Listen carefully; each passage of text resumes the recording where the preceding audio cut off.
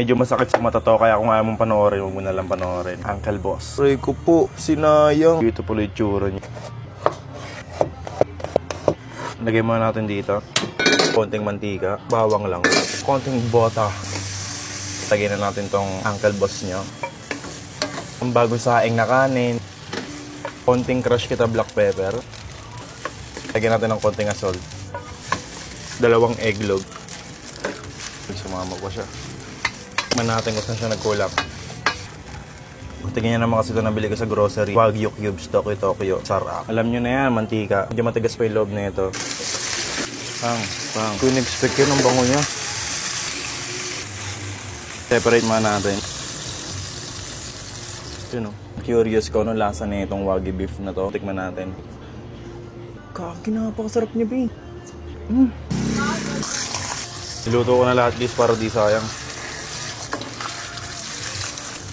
Binaliktad ko lang para tapos na kagad. Hello, dali mo sir. Mga nanonood dyan, alam ko walang special dito sa niluto kong to. May isang patty, 3 Wagyu beef. Pampaarte.